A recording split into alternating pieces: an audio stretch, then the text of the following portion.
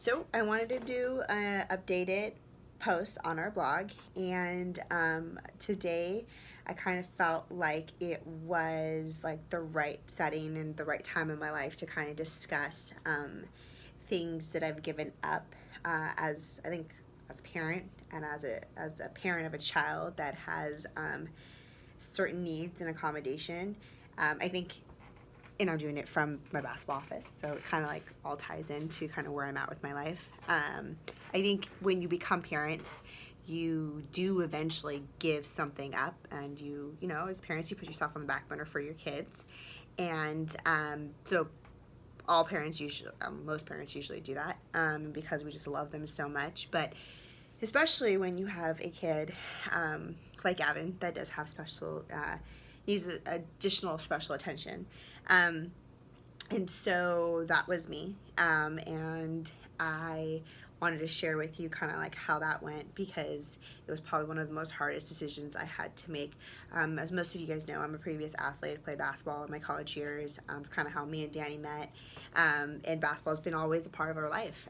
Gavin was literally in the gym as I was a coach at like 3 weeks of age. Bella was in the gym at 6 weeks of age. And I've had this amazing privilege to coach at Santa Barbara City College under an amazing head coach, Dave Sandrine. She is my mentor. She's family. Like, I love her to death. Every time I talk about the greatness of her, I always seem to get teary-eyed because I'm so grateful. So I got to play with her, and I got to come back and coach with her. So I coached with her for 8 years, and during that time, Gavin was definitely going through a challenge and a transitional time of, you know, we just didn't know, as me and Danny as parents, of like what we were going to do, like where were we going to get help. And it was hard because I commute for a living, you know, with my jobs, and I work at 3 different colleges, and at that time I was at just one. But I teach classes and I coach, and coaching is it's a full-time job. I have, like I always say, I have like 15 to 20 other kids, even though they're young adults. I take care of, including my own 2 kids. So at that time of all these different types of changes that were going on in Gavin's life, I felt like I was like 1 foot in coaching and 1 foot in with Gavin's needs, and I couldn't be the best mom, and I couldn't really be the best coach, and it killed me to having this thought that was like something was telling me like I had to give it up. I had to give coaching. I had to give up coaching, and I didn't want to because that's always been kind of like part of my identity, and it was kind of like a part of who I am. And so I think that was definitely God's voice telling me like you're gonna have to put that on the back burner, but it's not gonna completely go away. It'll, you know, I don't know when or how it will come back to your life, but you need to focus on your son. And I think that, again, being parents or being a parent that has a child with special needs, you've probably all given up something in your life. And for me, that was hard because, like I said, basketball has been part of my life and kind of like what I do. So I had a lot of kind of resentment with that because, you know, it's just my life. And, you know, again, I kind of used me. But my son needed me on the other end. And so I stepped away. I stepped away for 2 years. And during these past 2 years, we have been able to definitely figure out all of Gavin's accommodations and the support that he needs. And we built a support system around that.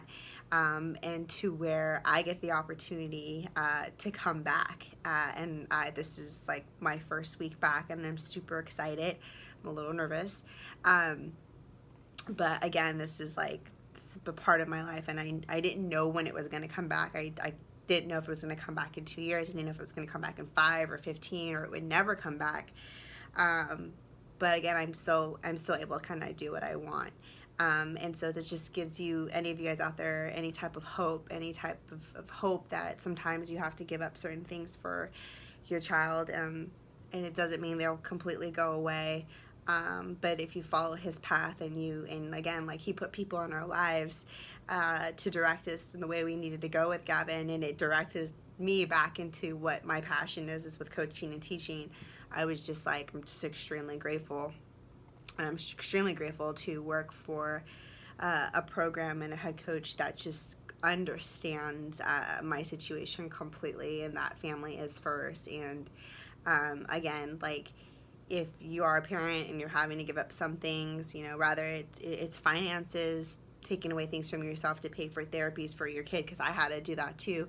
Um, you know, it's worth the sacrifice, because the way he's thriving now, my son Gavin is like, it amazes me every day. I always talk to you guys about that, but it was worth it. And so I get to come back to do what I love to do. And so yeah, being parents is tough, but it's just like, it's an amazing responsibility, and you definitely have to give up yourself, which I did, and I had to give up something I loved, but again, it was worth it. So again, if you're in a situation like I am, just keep it in prayer. God works in the most mysterious ways. He really did in this case with me coming back, and have faith. Like, always have faith in him, because there is hope. And he, even though you don't think he's there and you don't think he's working in your lives, he really is. And then when he shows up, he definitely shows up on his time, which is the right time, because you're always thinking it's on your time. And that's the situation that, like, personally for me, that I've had to deal with. It's not on my time, and it wasn't on my time either with Gavin. So it's on his time. So anyways, I wanted to share that with you guys. And yeah, so just keep an eye out for another post that's coming up, and talk to you then.